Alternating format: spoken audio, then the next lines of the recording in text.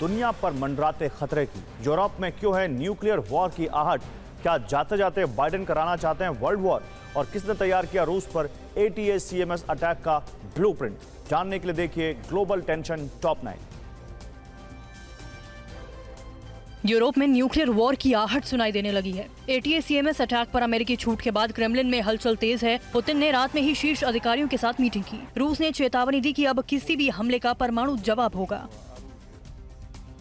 रूसी विदेश मंत्रालय ने पुतिन के पुराने बयान का हवाला देकर पश्चिम को वार्न किया है। यूक्रेन ने रूस में लॉन्ग रेंज ATACMS मिसाइलों से हमले का प्लान बनाया है, क्योंकि बाइडेन ने अमेरिकी मिसाइलों के इस्तेमाल पर उसे हरी झंडी दे दी है। इसके अलावा कुर्स्क में नॉर्थ कोरिया ट्रूप्स को भी निशाना बनाए जाने की आशंका है।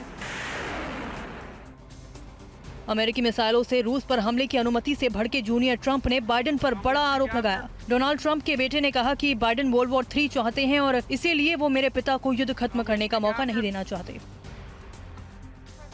अमेरिका के बाद फ्रांस और ब्रिटेन ने भी यूक्रेन को रूस पर अपने मिसाइलों से हमले की छूट दे दी है। दोनों देशों ने अब तक कीव को कई लॉन्ग रेंज मिसाइलें भेजी हैं। यूक्रेनी सेना अब ब्रिटिश स्टॉर्म शैडो और फ्रांस की स्कैल्प मिसाइलों से हमले कर सकती है।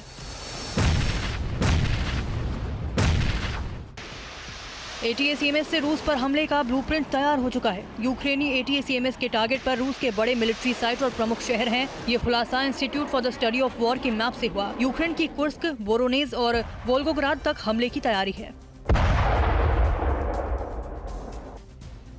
बाइडेन की इजाजत के बाद कभी भी रूस पर बड़ा हमला हो सकता है। न्यूयॉर्क टाइम्स की रिपोर्ट के मुताबिक रूस में 300 किलोमीटर अंदर तक ATACMS से हमले की आशंका है। दावा है कि ये फैसला यूक्रेन पर 120 मिसाइलों से अटैक के बाद और चीन नॉर्थ कोरिया की मदद के खिलाफ लिया गया। टॉरस क्रूज मिसाइलों की कल तक डिलीवरी से इनकार कर रहे जर्मनी ने भी रूस को तेवर दिखाए हैं। अमेरिका से ATACMS अटैक की छूट के बाद जर्मन वाइस चांसलर ने बड़ा संकेत दिया है। रॉबर्ट हेवेक ने कहा है कि हम यूक्रेन को लंबी दूरी की मिसाइल दे सकते हैं। ब्रिटेन ने रूस के खिलाफ भले ही यूक्रेन को अपनी स्टॉर्म शैडो मिसाइलें दी हैं, लेकिन अब वो यूक्रेन को एक भी मिसाइल नहीं देगा। खाली होते मिसाइल भंडार और सेना की जरूरतों को देखते हुए ब्रिटिश संसद ने यूक्रेनी मदद पर रोक लगाने का फैसला किया है।